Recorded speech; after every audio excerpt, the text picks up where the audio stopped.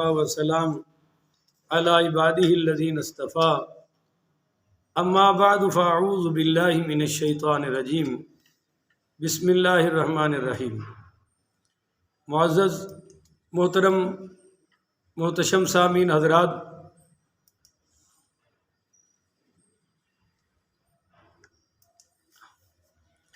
بیس نومبر بروز ہفتہ بروز اتوار 2022 بعد نماز عشاء کا یہ درس قرآن انشاءاللہ تفسیر سورۃ النحل آیت نمبر 66 تا 67 ان دو آیات پر مشتمل ہے۔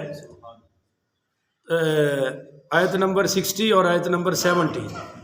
آپ دعا فرمائیے آیت نمبر 60 اور آیت نمبر 66 اور آیت نمبر 67، یہ میں کہنا چاہتا تھا، وہ 70 منہ سے نکل گیا، معافی چاہتا ہوں۔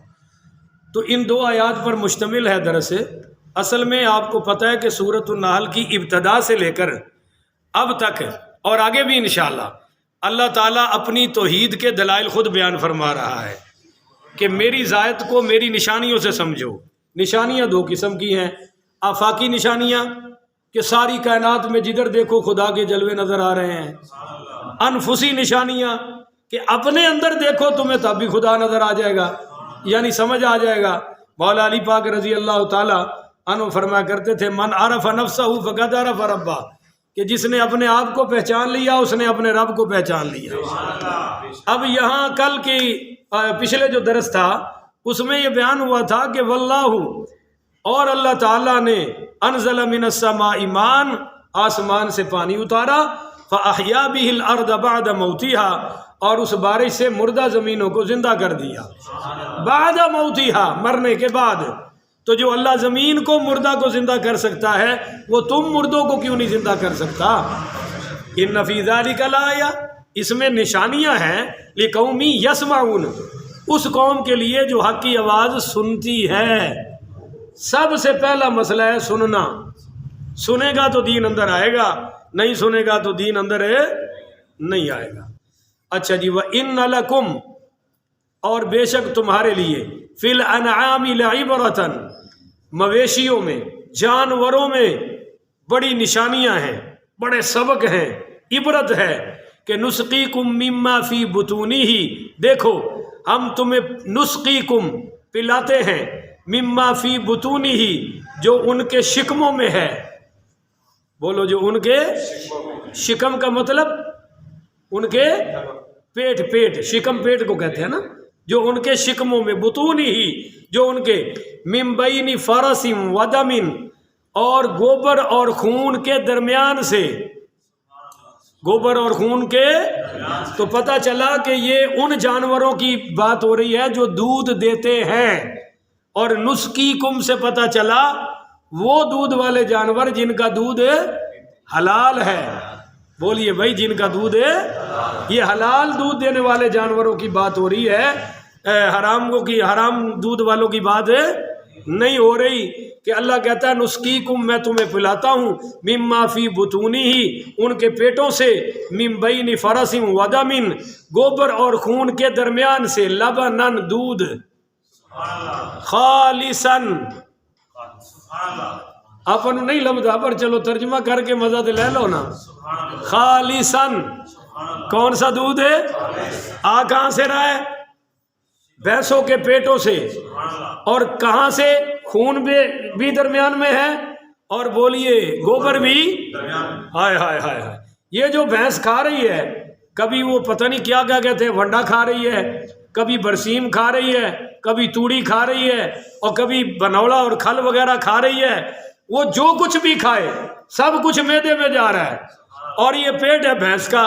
ایک بات تو یہ قرآن کہہ رہا ہے، اور دوسری بات یہ ہے کہ وہی گوبر ہے اور وہی خون ہے، درمیان میں سے معدے میں سب کچھ جمع ہے، مگر اللہ تعالیٰ نے اندر فرشتوں کی ڈیوٹی لگا رکھی ہے کہ وہ معدے سے پہلے تو غذا کو اٹھاتے ہیں، غذا کو اٹھا کر گوبر علیحدہ اور خون علیحدہ، اور پھر تھنوں سے اللہ کہتا ہے لبنن خالصاً، خالص دودھ تمہیں عطا فرماتا ہوں۔ اور خالص کا کیا معنی ہے؟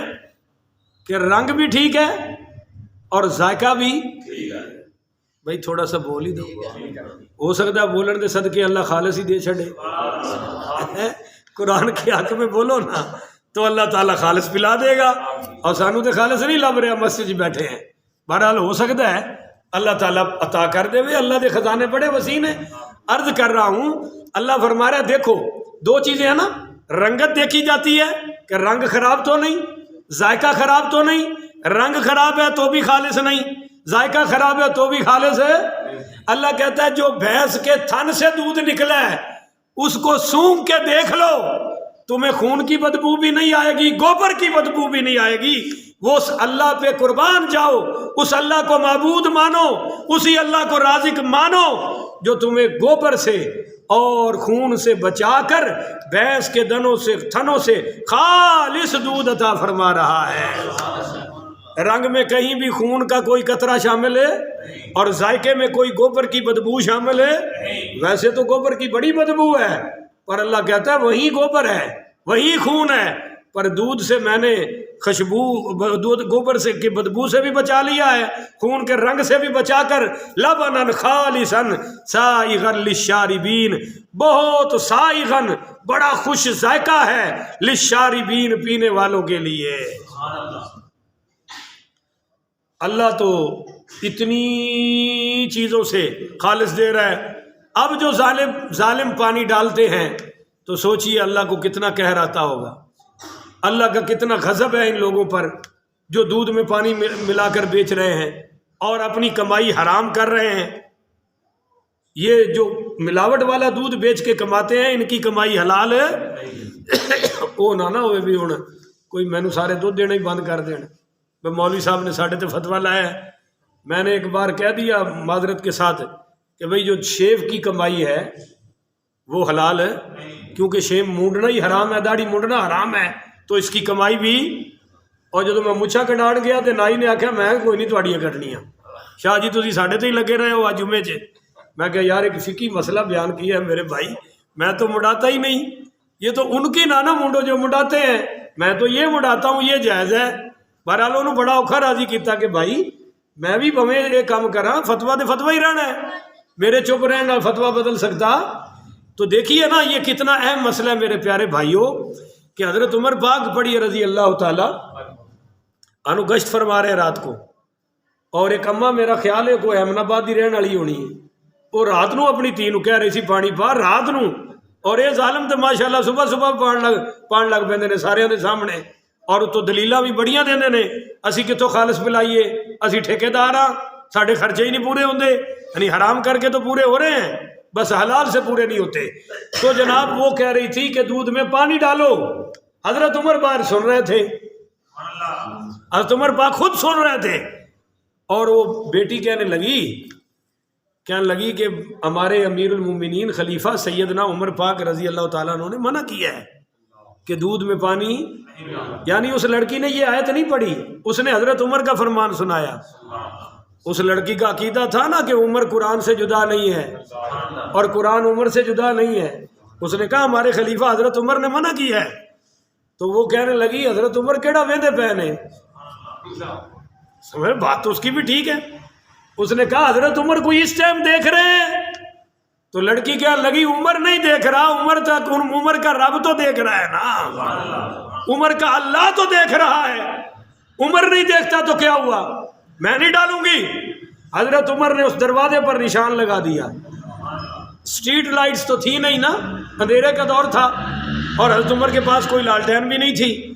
فجر کے وقت دن کو آئے وہاں خود تشریف لے آئے حضرت عمر، اور اماں جی سے پوچھا کہ اس بچی کی شادی ہو گئی ہے، اس نے کہا نہیں ہوئی، ہم رشتے کی تلاش میں ہے۔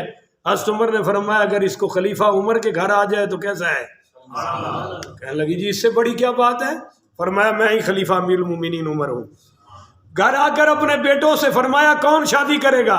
ایک بیٹا تیار ہو گیا تو جا کر اس کا رشتہ مانگا، اس کو بہو بنا کر گھر لے آئے، اور جب صبح دربار خلافت میں جاتے تو اسی اپنی بہو کو بیٹی کو وہ جس نے کہا تھا میں دودھ میں پانی نہیں ڈالوں گی، اس کو فرماتے تھے بیٹی سامنے آ کر وہ جملہ ایک بار پھر کہو، عمر نہیں دیکھ رہا، عمر کا رب تو دیکھ رہا ہے نا۔ وہ کہتی تو پھر خود کو فرماتے عمر ہوش کر کے فیصلے کرنا، تجھے تیرا رب دیکھ رہا ہے۔ اس ایک بول پر کہ دودھ میں پانی نہیں ڈالوں گی، اس بچی کا رشتہ حضرت عمر کے گھر ہوا ہے، وہ حضرت عمر کی بہو بنی ہے۔ تو ہماری اولادوں پر کیوں مصیبتیں آ رہی ہیں کہ ہمارے اپنے اعمال ٹھیک نہیں ہیں، اپنے کردار ٹھیک نہیں ہیں، ہماری کمائیاں ٹھیک نہیں ہیں، اس لیے ہماری اولادوں میں اللہ تعالیٰ سزائیں اور بیماریاں نافذ کر رہا ہے۔ اللہ تعالیٰ ہماری اس سے حفاظت فرمائے۔ دیکھو جی حدیث میں آیا کہ جب تم کھانا کھاؤ تو کہو اطعمنا خیرا منہ، کہ اللہ اس سے بہتر کھانا اور عطا فرما، اور جب دودھ پیو تو کہو اللہم بارک لنا فیہ وزدنا منہ، وزدنا منہ، اے اللہ اس دودھ میں برکت عطا کر اور مجھے اور عطا کر۔ کھانے میں کیا کیا اس سے بہتر کھانا دے، اور دودھ میں کیا کہا اور دے دے، کیونکہ دودھ سے بہتر غذائی کوئی نہیں۔ باقی یہ تمہارے مرغ و مسلم مٹرم شٹرم میں ہر چیز سے بہتر چیز ہے، دودھ غذا بھی ہے اور دودھ پیاس بھی بجھاتی ہے۔ اور جو ہی بچہ پیدا ہوتا ہے تو سب سے پہلے اس کو کون سی چیز ملتی ہے؟ دودھ۔ تو دودھ اگر خالص ملتا رہے تو یہ 80 سال کے بوڑھے کی بھی غذا ہے اور 9 سال کے بچے کی بھی غذا ہے۔ آگے فرمایا جی وَمِن ثمرات النخل، اور ہم فرمایا اور ہم تمہیں کھجور، وَمِن ثمرات النخیل، نخیل ہے نا، وَمِن ثمرات النخیل، ہم تمہیں کھجور، والاعناب، اور انگور کے پھلوں سے، تتخذون منہ سکرا، جس سے تم بناتے ہو میٹھا رس۔ بولو جس سے تم بناتے ہو میٹھا۔ یہاں سکرن کا اصل معنی تو نشے والی چیز ہے نا، وہ شراب انگور سے بناتے تھے اور شراب کھجوروں سے بناتے تھے نا، اور جب یہ بات ہو رہی ہے تو اس وقت کھجور شراب حرام بولیے نا، حتیٰ کہ یہ تو مکی صورت ہے نا، تو مکہ میں تو شراب حرام ہی نہیں تھی۔ اب کوئی اس سے دلیل پکڑے تو نہیں پکڑی جا سکتی۔ مدینہ میں گئے، بدر میں بھی شراب حرام نہیں تھی۔ شراب کب حرام ہوئی؟ احد سے واپسی پر، غزوہ احد سے، حتیٰ کہ غزوہ احد میں بھی صحابہ کرام نے شراب پی ہوئی تھی، پر احد سے واپسی پر یہ حرام ہو گئی۔ تو یہ تو مکی صورت ہے، اس وقت تک حرام ہے۔ تو اللہ تعالیٰ بتا رہا ہے کہ میں نے تمہیں کھجوریں عطا کی ہیں، انگور عطا کیے ہیں۔ کہیں کوئی سموسے پکوڑے کا ذکر تو نہیں ہے نا، کیونکہ اسی تو ماشاءاللہ اچیاں چھڑ کے تھلے دے، اور پیزا اور برگر اور یہ پتہ نہیں، اور میرے چھوٹے 2 بچے ہیں وہ روز کہتے ہیں برگر، دودھ انہوں نے پھڑ کے پیانا پہنتا ہے، اور برگر وہ منگ کے لیندے نے، پیزا منگ کے لیندے نے، شوارمے دے عاشق نے۔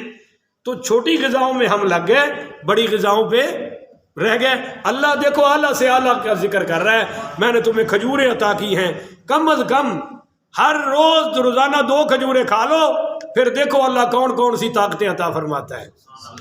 یہ نہ سمجھنا کہ میں کوئی تجربہ کر کے دس رہا، مینوں تو کدے ایک بھی نہیں لبھی، ماڑا بندہ تمہیں کہہ رہا، کھا لو روزانہ 2 کم از کم، اور پھر دیکھو اللہ کتنی۔ اچھا جی، منہ سکرا ورزقا حسنا، اور تم اس سے اپنا وہ رس بھی نکالتے ہو، ورزقا حسنا، اور یہ بہت سونا رزق ہے۔ کھجورے اور انگور بہت سونا رزق ہے۔ ان فی ذلک لآیہ، بے شک اس میں بھی ہماری قدرت کی نشانیاں ہیں، لقوم یعقلون، اس قوم کے لیے جو عقل رکھتی ہے۔ عقل نہ ہوئے تو موجہ ہی موجہ۔ اللہ تعالیٰ سے دعا ہے اللہ ہمیں ان عقل والوں میں شامل فرمائے۔ اور پیچھے کیا تھا؟ ان فی ذلک لآیۃ لقوم یسمعون، اس میں عبرت کی نشانیاں اس قوم کے لیے جو دین سنتی ہے۔ تو اللہ ہمیں سننے والوں میں شامل فرمائے، جب دین سنیں گے تو عقل بڑھے گی۔ ہاں جی، اور پھر اللہ ہمیں اہل عقل میں شامل فرمائے۔ آخر ودعوانا ان الحمدللہ رب العالمین۔ ایک کلپ اور